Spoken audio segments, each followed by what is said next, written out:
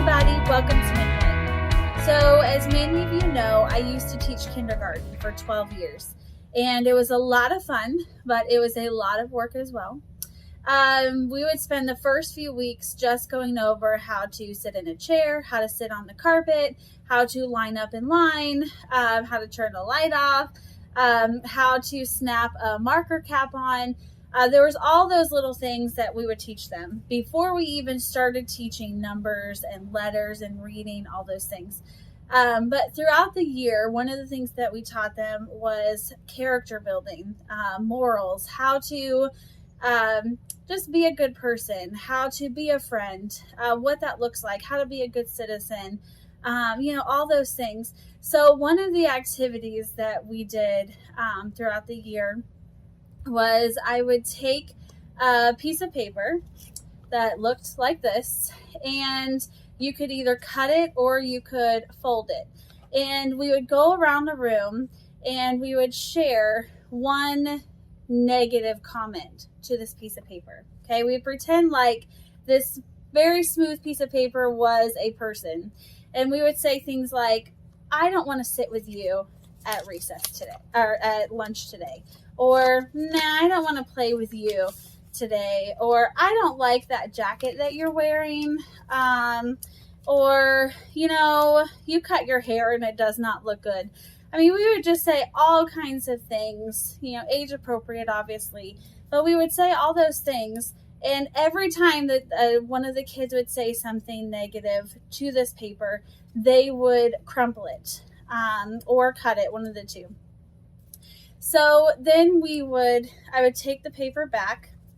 This is something all of kindergarten did, and it's such a great illustration. But we would take this paper back, and you can see now it's kind of crumpled up, right? It doesn't look as smooth and as nice as it did before.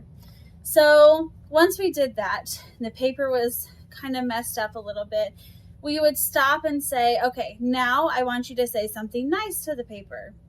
So this paper would be all folded up, and we'd say things like, oh, you have the prettiest smile. And every time we would unfold it, I want to play with you at recess. Or, hey, can I sit with you today at lunch? I really, really like talking to you. Can I be your friend? You have the prettiest hair. All those things, right? We would say something nice to the paper, and we would unfold it for every time we'd say something nice. Now, I would stop and I'd have everyone look at the paper. Everyone could see, okay, this paper clearly does not look like it did before, right? Before, it was smooth, it was nice, it was flat, but now look at all those marks that have been left in this paper, right? You can see all the crumpled lines. You can see where damage has been done, right? And so I'd have the kids stop and think, when you say something mean to someone, or when you say something negative, or when you do something that's hurtful to somebody else, you may not see it on the outside, but inside, this is what they look like. They feel hurt. They feel sad.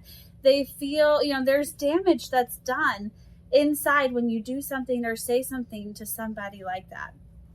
And I try to tell them, no matter how many nice things you say, they still may feel a little damaged inside or a little hurt inside. So I try to emphasize the point of, let's be nice. Let's not say those mean things. Let's not do those negative things to people, but let's be a friend to people. And I give them all kinds of ways that they could be a friend to somebody. And this was such a huge lesson for them. And you could see it really stick in their minds. Like, oh, if I say something mean, that's really going to damage them. That's really going to hurt them. So I don't want to do that. I don't want somebody to do that to me. I don't want to look like this inside either. So I'm going to be nice to them. And with all of the things going on in the world today, I just wanted to give you this simple illustration of how our words, our actions, they can really be damaging for people. So there's enough damage happening. There's enough bad things happening. There's enough negativity. Let's be positive, right? It says in Matthew 22:39, it says, a second is equally important. Love your neighbor as yourself, right? God just wants us to be kind. He wants us to be loving. He wants us to spread his light. He doesn't need us to spread damage, right? Especially, people can be hurt by the church. They can look at us sometimes. Now, we're not perfect, right? Nobody's perfect.